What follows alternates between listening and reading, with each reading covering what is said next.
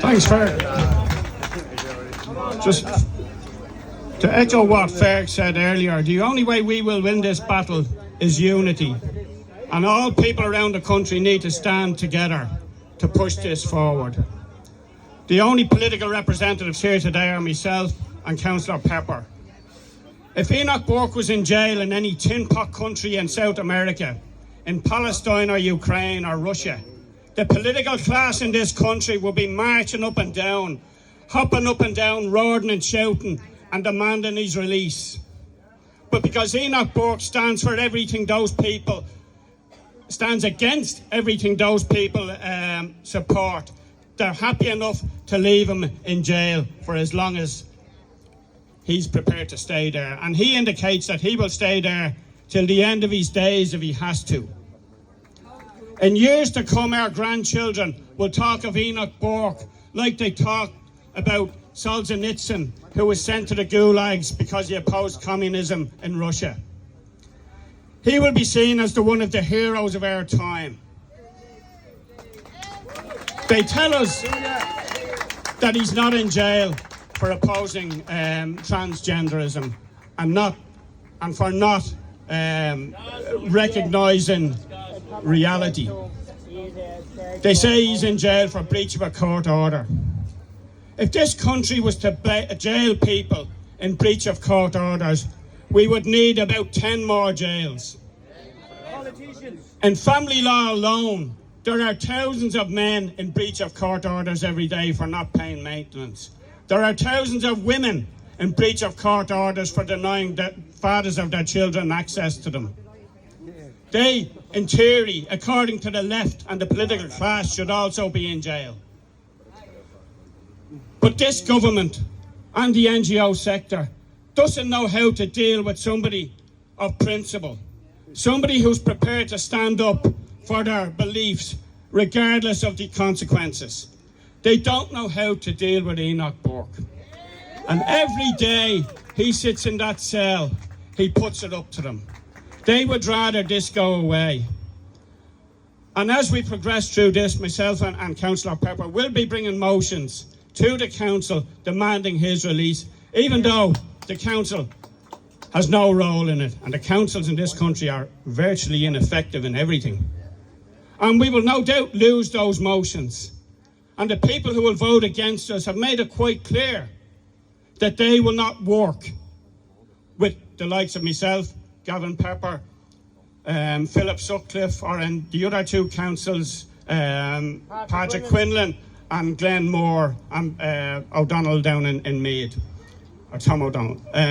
But that won't deter us from what we're doing. And those who screamed for years about being isolated, those who screamed for years about being banned from the media, those who screamed for years about saying that other political representatives wouldn't speak to them, are the ones leading the charge against us. But we will defeat them. In the last local elections, despite people's perception, we made huge gains. Remember, we had no elected representatives before June. Now we have a half a dozen around the councils. And when the election comes in November, we need to have people into Leinster House. Because standing on the outside, we will get nowhere. At least if we're in there, we will have a mandate. We will have a mandate that ultimately they will have to respect, and we will face them down. But again, we need people to come together. And it's somewhat incredible that Enoch Burke is now over 400 days in custody. That's a sentence of about 1.5 years. When we see people walking from the courts up the road here, bypassing this building or Clover Hill, when they've been found, and even when they've pleaded guilty to possession of child porn, that particular judges seem to have a happiness or a regular dismissal of these people and allowing them to go out and carry on their activities. It is somewhat incredible that people who are found in those positions, and we only have to look at For instance, the producer from RTE who was trapped in England a number of years ago, trying to abduct and rape a young child. And he, at least in Britain, he was jailed. If he was over here, he wouldn't have been jailed. But somebody like Enoch Burke, who stands up on a principled position, and it doesn't matter about religion, it doesn't matter whether you're Catholic, Protestant or dissenter. What Enoch Burke is saying is quite clear, it is quite natural, and they told us, follow the science. Enoch Burke is following the science. A boy is not a girl. And we should be out and bombarding all of the media stations, even though they won't allow us on. Bombard them every day, demanding the release of Enoch Burke.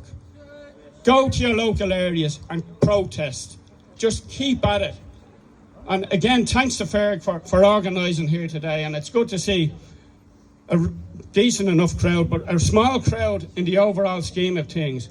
Remember, Enoch Burke is like the prisoners of conscience in the 6 counties during the 1976 period up to 81, when they took away political status. Enoch Burke is a political prisoner. Exactly. He is effectively being interned by judicial command.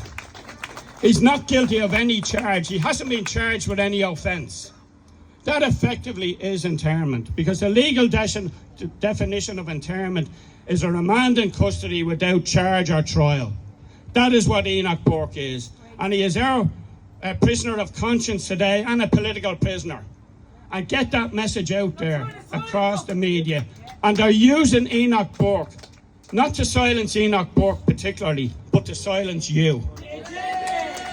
And we will not be intimidated. They can jail us all, and in time, they probably will do that, if they don't kill us first.